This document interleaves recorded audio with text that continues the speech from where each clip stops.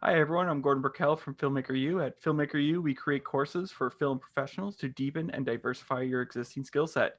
Every week, we go live at 2 p.m. on Friday with a film professional to chat and give you a chance to join in and ask questions. Today, I'm joined by Eric Lin, cinematographer of I Smile Back, The Sound of Silence, Hearts Beat Loud, and My Blind Brother. Hi, Eric. Welcome to Filmmaker U Live. Hey, thanks for having me.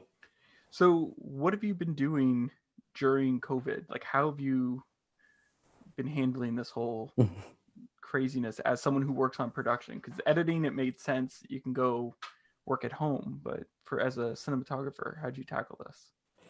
Yeah, it was tough. It was a time, I guess, to do a lot of self-improvement, I suppose. Like I worked a lot on practicing on remote heads. I figured that would be something that would probably come in to play a lot more in the future. But I was lucky to be able to continue to work through COVID. After kind of people figured out we weren't, this wasn't going to go away quickly. Um, there was like a long-term doc about psychedelics I was shooting. And we were figuring out workflows. We were, like everybody else, we were figuring out how do we shoot during COVID.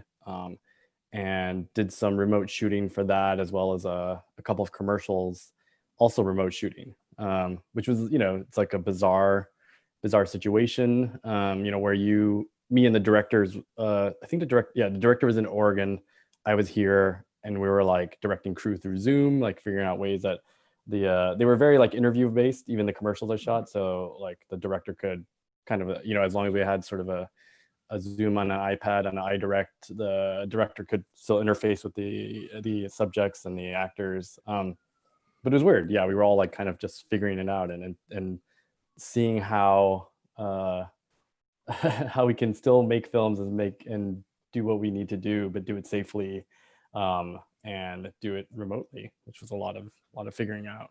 Was that the feature you've been working on for the last couple months, or is that Oh, that was stuff prior to the feature, and then okay? I signed on to shoot this feature in Albuquerque called Intrusion for Netflix, and we started prep in September, and then just wrapped like basically a week ago. Wow. Yeah. Now, one of the things I've noticed with your work is there's a group of comedians or that sort of all work together in California, and somehow you've become a part of their shooting team here. Yeah. How'd you get involved with that sort of group? It's weird. It's interesting. It's all been through happenstance. Yeah, it wasn't like I started shooting a project and then it led me to other people within that group. But yeah, for some reason I tended to shoot a lot of like comedians who ended up doing the drama, like Sarah Silverman and I Smile Back. And for instance, that was through Adam Salke, a great director who also directed the film I just shot in Albuquerque. Um, but we had met because he shot second unit on a feature I shot called Arcadia, like tiny film. But we met and we realized we had like a lot of similar tastes, and we Was wanted to do the similar things visually in terms of was storytelling. Arcadia the about the arcades, the document, that little sort of? Oh no, this one's Okay. it's a narrative road trip film Oh, okay. about a father basically kidnapping his kids. Very different. Yeah, it's lighthearted. Yeah. And yeah, so that was with Sarah Silverman, and she was amazing. I mean, she was wholly committed to this like drama about a woman trying to overcome addiction. Like her first dramatic leading role, and she was incredibly committed to the role and to the craft, and trying to figure it out. Yeah, she had done comedies at that point. And then yeah, I did like My Blind Brother, with Sophie Goodhart, and it's when I talk about my filmography, it's always funny because I've hopped many genres. Like I Smile Back was a pretty hardcore drama. My Blind Brother, straight up dark comedy, and then Hearts Beat Loud, very heartwarming comedy. Um, and I'm slowly collecting the cast from Parks and Rec, Yeah, yeah, making my way that's through, right. right? Yeah, like Nick Offerman, Adam Scott, all in different films. But yeah, and the when I talk about the filmography, it's always that my entrance into a story is always through character and story, and specifically character. So even though I've like hopped genres, I feel like my approach creatively is always the same, which is like how can I use camera and lighting, to convey where characters are psychologically, even in a comedy. My blind brother was a dark comedy, and it's funny because Sophie, I initially pushed back against the idea, but Sophie was like, "Oh, this should feel like a romantic comedy because we go into some very dark kind of emotions later, kind of darker territory." And she wanted people to be ready to laugh, to accept that, and then we can kind of like pull the rug from under them and take them into a darker place, and they still like think about the laughter they had. Yeah. So, what's your process with the script then? Because you say it's all about character. So, when you get your script, what do you do? Are you making notes for lighting? Or are you just making notes on character? How do you approach it? It's funny. I've stopped trying to take too many notes the first reading. Like it's tough to do too. But the first pass, I try to focus on story and accepting the story and just like reading it. And is there stuff that inspires me? If there is like a very strong image, whether it's through lighting or camera moves, I'll notate that down. So that first pass is just to see if the script is speaking to me, or if I can even bring anything to the script.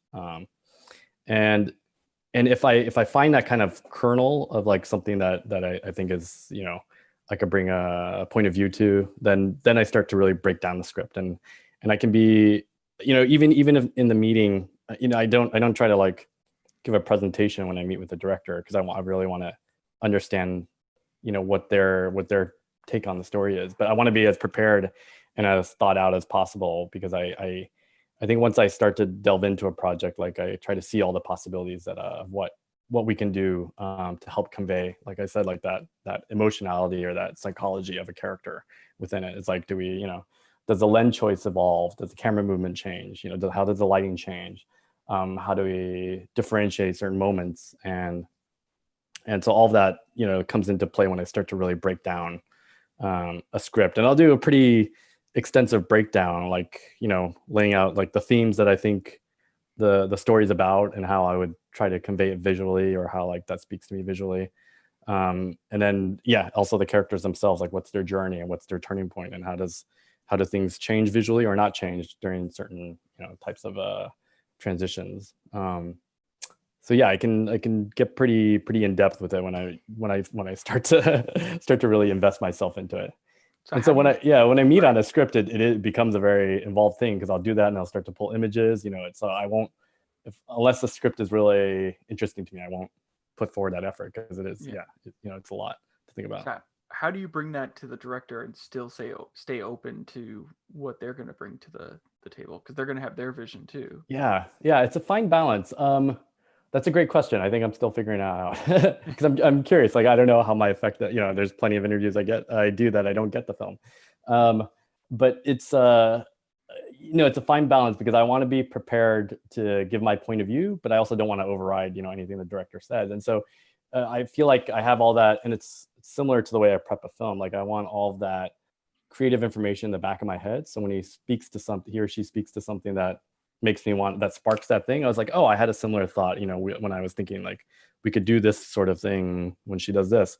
Um, but I have had directors just say like, oh, I'm tired of talking about my film. Tell me what you think. And I'm like, oh my God, this could go really badly, because you could present the whole film and be like, I wasn't thinking, I'm thinking everything would be a handheld. And you're like, oh, well.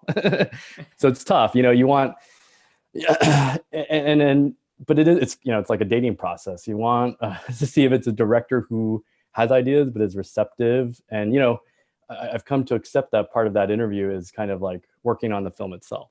It's like within the interview we're collaborating, and are these ideas sticking to each other, and are we able to talk to each other, and does this chemistry work? And maybe it doesn't, which is fine too.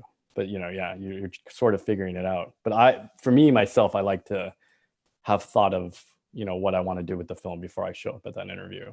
And like, I don't always pull out the references, even if I've pulled a whole bunch of references. If it doesn't feel right, like I don't just say, sometimes I do a whole lookbook, but I may not show it, because sometimes it just doesn't make sense, but sometimes it does. And then you can say, oh, well, these are some images, like this photographer or this painting. Well, I was going to ask you about Yeah. that. Like, how do you build that almost like a creative database in your mind? Like, are you going to the art gallery, reading, lots of, photography magazines, or do you keep like a stack of images just in case? Yeah. I have a iPhoto library that's all just reference images, and it's everything. Yeah, exactly that. Like when I go to a museum, I'm like taking notes of like painters or photographers I see, and like that one image, and I don't know what it might apply to in the future, but it's like something that's striking, or like the color combination here. And then I'll go back to the computer and log it in, and then pull it into that library. And sometimes when I'm preparing for a meeting, like I'll just scroll through the references, kind of like let it wash over me, and it's like, oh, because there might be something I forgot about, and like, oh yeah, there was that painting I saw in that museum that maybe that color combination, that color contrast, or that that lighting can apply to this moment, and then I'll pull it out. So it's not always like immediate access, like, oh, that's the shot and I'm going to pull that reference. It's also like, let me go back through my references, and are there things that I've forgotten about that maybe we should try here. Yeah. What is like? Is there an artist that you find, for, not from a movie standpoint, but just from your own personal standpoint, that you find you gravitate towards because of the use of lighting or the use of color? Let's see. I mean, I guess I would say, yeah, there are a few, but like initially when I started really thinking about visual storytelling, I was really drawn towards photojournalists, um, especially the Seven Agency, James Nachtwey, Christopher Anderson. And they were these people, like James Nachtwey especially, he's a legend among photojournalists, but he's in the middle of a refugee camp in Kosovo, and he's capturing this moment of like this hand on a barbed wire. It's like a very intimate moment, and it conveys the emotionality of being there, being trapped, and being stuck in between states in a time of war. And it's these incredibly powerful compositions and very striking photography, and those were primarily black and white, but within a story that's so massive and on a much larger global scale. And the ability to reduce that amount of stuff into a singular image is like incredible to me. I think when I think about it now, I still try to strive for that in cinematography and in the films I do. And so I gravitated a lot towards photojournalists, and seeing how they are able to interact. They're able to be within a moment, and they're obviously not choreographing anything, but they're capturing like an essential moment. And that's I think like the essence of what we're trying to do, is have these images speak with that kind of power. So yeah, for me, like photojournalism was a big kind of keystone for me creatively initially. And you talk about composition, and the thing with film is it's such a collaborative medium. Yeah. So, is there a camera operator you like to work with, or is there a particular way you like to work with camera operators to make sure you're getting exactly what you need in terms of composition and everything? Yeah, it was tricky. So I almost always operate my own films unless it's Steadicam. For me, like operating is a very essential part and distinctive part of storytelling, especially when it's handheld. Like I love being handheld with the actor. Like in Sound of Silence, there's a later scene where Peter Sarsgaard's like trashing his office, and we sort of knew his path. We didn't quite rehearse it, but like I kind of wanted, when we shot it, I was like instinctively kind of moving with them. And, I think a lot of camera people will talk about that. It's like you feel what the actor is doing, and you're accommodating it. And that being in that moment instinctually is for me, kind of key to composing.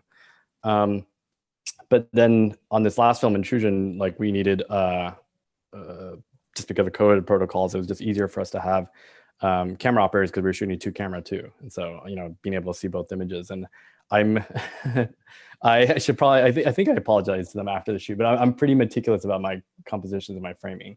And so I'm constantly talking to them about, we set the frame with the viewfinder, and, even during the shot, once we do a couple of walkthroughs with second team, I'm like constantly fine tuning the composition and making sure it's kind of what we, had intended. But yeah, I mean, composition for me is like such a critical part of the cinematography language. I mean, I think, anyway, I have a lot of camera operators I work with that I love, and they kind of can, find the language that I'm trying to employ, and then we're kind of on the same page. But it's definitely, for me, it's an essential tool, so I try to be on top of it a lot. Now, you mentioned having, two cameras, and in a lot of situations nowadays, especially if you're doing commercials or something like that, it's like get a bunch of cameras to do this one thing, or you're trying to cover every angle possible.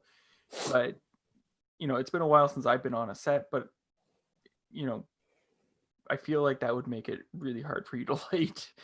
Yeah. Because so is there tricks or techniques that you've come up with, or how do you approach having multiple cameras in a situation like that? Yeah, it's tricky. I mean, certain films lend themselves to multi-camera shoots. And like for the last feature I did, it was very like practically driven, like that was the intent and like the look and the mood of it. So I knew I was going to rely a lot on practicals and maybe augmenting them by hiding LEDs in the ceiling or something like that.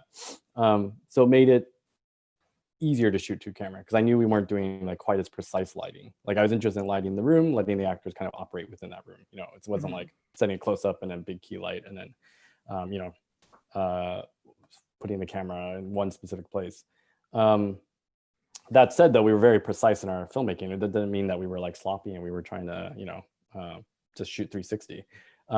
But it was easier to accommodate, and because that was the style of it, I knew that we could do two camera and be more precise about where we wanted to be. And oftentimes, you're trying to stack as much as you can, so you're shooting one direction and then if you do have to light, you're not compromising the angles or the lighting.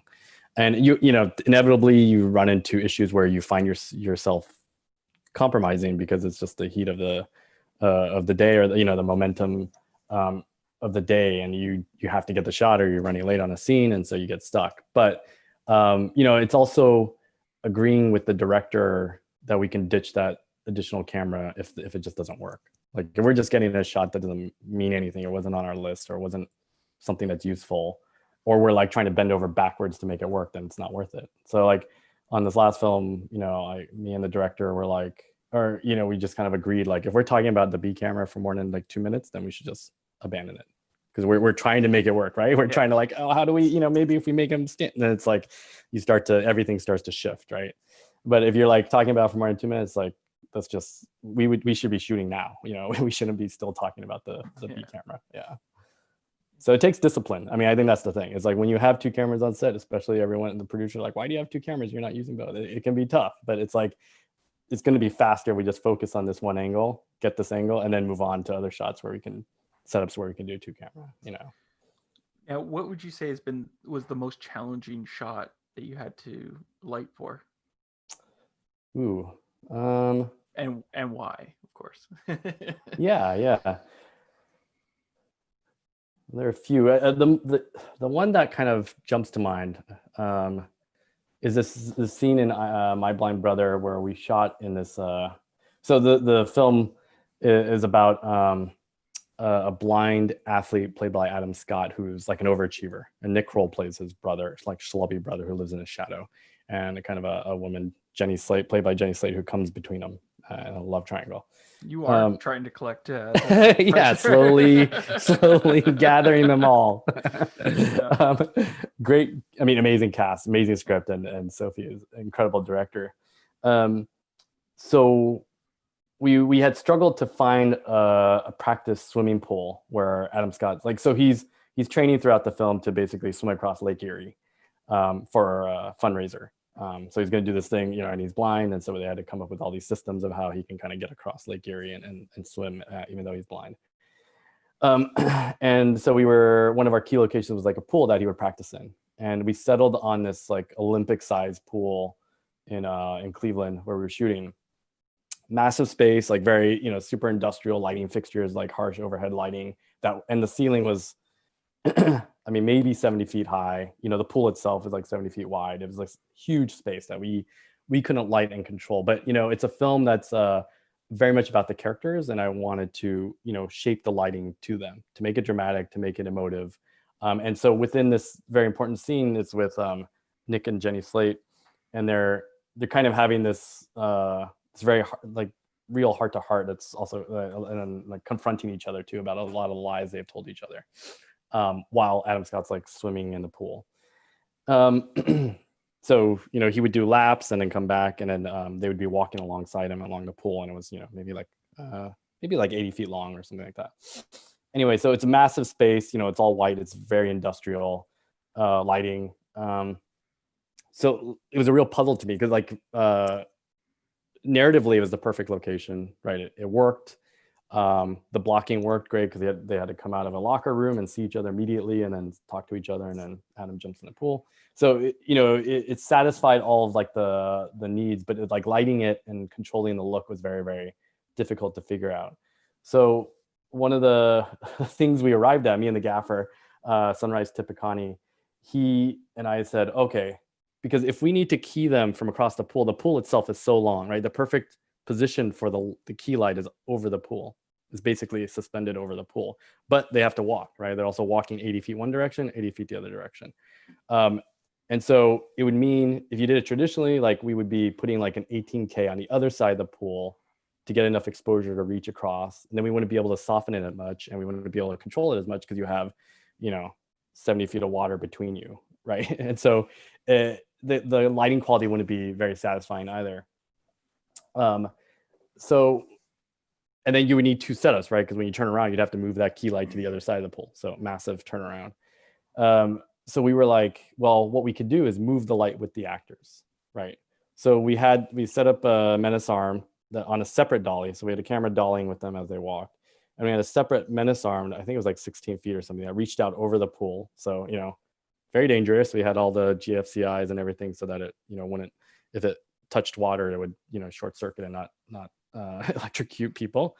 And we put a Chimera Joker over the pool, 5-foot Chimera, Octoplus with I think it was a Joker 5, maybe Joker 800 in it. And so it could be very, we put Muzz on top of it. So it could be a very soft, rappy key.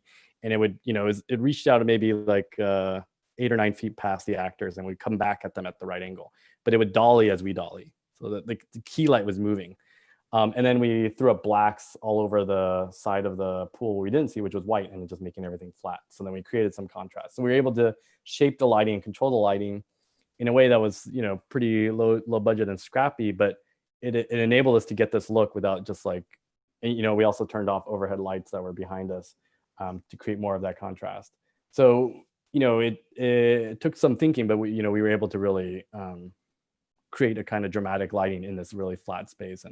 And it was tough because we puzzled over for a little bit, and the budget just didn't allow for like a crazy kind of lighting setup, and the time didn't allow for it either. So like moving the key light actually really, really saved us, because we were able to shoot very, very fast. And when you turn around, you're just wheeling that dolly with the menace arm light around, and then you just push the other direction. And so it's super fast and super quick. This like off topic, but I remember years ago I worked on a project that they shot underwater. Oh yeah. Which is apparently, according to this DP, was really hard. So yes, is that something you guys tackled there? And how does, because it like the water is moving and affecting the lights, how do you tackle something like that? Yeah, it's incredibly difficult. So that was, swimming pool was easy. What we did something like that in Lake Erie. We actually shot in Lake Erie, and that was like incredibly difficult. I've shot a couple of films with boats, and I learned more and more about boats and how difficult it is every time I shoot with boat and waters and people in water. Yeah, it's so difficult. Let's see, we can backtrack a little bit. So they do some practice runs in Lake Erie for my blind brother also. We never did actual underwater shooting. We did water level shooting where we still had to do underwater housing and all that sort of thing. And that's super tricky. But we had to scout locations. The only way you can retain control is if you can stand somewhere and hold the boat, basically. So we scouted parts of Lake Erie and beaches near Cleveland where we could do that sort of thing. Like we can shoot out towards open water, but we're standing maybe 2 feet of water, and it looks like we're in the middle of the lake, right? And so you fake it. And since luckily it's such a wide, body of water, no matter who we were shooting, we just turn them around because there's no landmark, there's no land that they would have seen that would have like said, oh, their reverse is not, is the same. And so, yeah, we have this night scene towards the end of the film where we found this beach that had like breakers, kind of maybe, I forgot, like 100 yards out. And so everything between the breaker and the actual beach itself, is still like 100 something feet, but it's pretty shallow. I think the deepest it got was like 3 feet or something like that. And so we did a night scene there where we had, an HMI on a cliff, like backlighting as moonlight. Um, but the Lake Erie acts like an ocean. It's like such a large body of water, it like acts like an ocean. And so that night it was like crazy waves. It was insane. Like people, we had like safety people, we had divers and people holding onto the side of the boat to keep it in place in relation to each other. And then we had, you have a support boat because you have the director and the AC and the sound people on that boat. It's me and the actors on this boat. Everything's trying to stay in one place. We have to be able to shoot Nick Kroll and look at the beach because there's like basically Adam Scott's character goes missing during the swim and they're all waiting for him. So there's like ambulances there. There's like a whole beach party there. So you have to like see the beach behind them, waiting for them as they're like sitting there in this boat and the waves are like, going up and down. And Sophie's like directing by screaming into a walkie. It's like, it's like chaos. It felt like chaos and it was crazy, but it's this super intimate scene. And when it comes out, it's incredible how intimate it feels. Cause all I remember is like shooting it and how like, how I'm trying to hold a frame while the boat's bouncing and like they're having this like very intimate like dialogue that I could barely hear. But when you see the scene, it's incredibly affecting because I feel like all that energy made it into that scene. And even though it's like an intimate scene and not a loud like brash scene, it somehow fed into that and it made their emotions toward each other so much more intense. Like I feel like it comes across on camera, and it's one of those accidents. It's like we would have preferred to be a totally calm night and totally everything was stable, but it was so chaotic, but it fed into that scene so much that I think it's one of the most like the strongest scenes in the films. But it's totally that unpredictability of water. It's really, really tough. So whenever we could, we just found ways that we could control it. And usually that meant like we had to shoot as shallow as possible. We had some other boating scenes on a lake where I was talking with the marine coordinator, and we like found, what are they called? Oh man, I'm forgetting, but they're silent electric motors so like Nick is supposed to be rowing, but like, he'd be rowing for all day. Like it was not possible. So we got like short oars so he wouldn't touch the water. But we got these like electric motors and 2 of them so that it could push the boat and like we would tow him, it'd be like, it's almost like a process trailer, but on a boat. And then when we turned around, we would push him. We'd put the motors on his boat and then push him. So there's little things you had to figure out. I mean, just the logistics of it, just the mechanics of like shooting on water just becomes, exactly what you said. It's like everything's moving. It's like nothing is stable. Yeah. How did you make sure no one got seasick? It wasn't easy. I don't think anyone did, luckily. Yeah, but it's we weren't in deep sea, luckily. But that one scene, it was pretty rough. It felt like we were deep sea. Now I have one last question I like to ask everyone I interview. We've been in this pandemic and a lot of people have been locked down and not going out. So what shows or movies on Netflix or Hulu that you've seen that you're like, okay, if you're locked down, you've got to check this out? Ooh, what have I seen recently? It's funny, I've been watching a lot of films that I had seen prior. So I don't know, maybe it's like comfort thing. But the film that I saw that I hadn't seen before that I really thought was really incredible was Polytechnic. Wow. Denis Villeneuve's second film or first film? I'm not sure. I forget if it's first or second film. No, it's like his fourth, I think. Fourth. Oh, really? Oh, yeah. Because he did. What's that? Not Memento. He did. I can't remember the name of it now, but it's got a talking fish at the end and okay. weird films in between. And okay. Yeah. So incredible.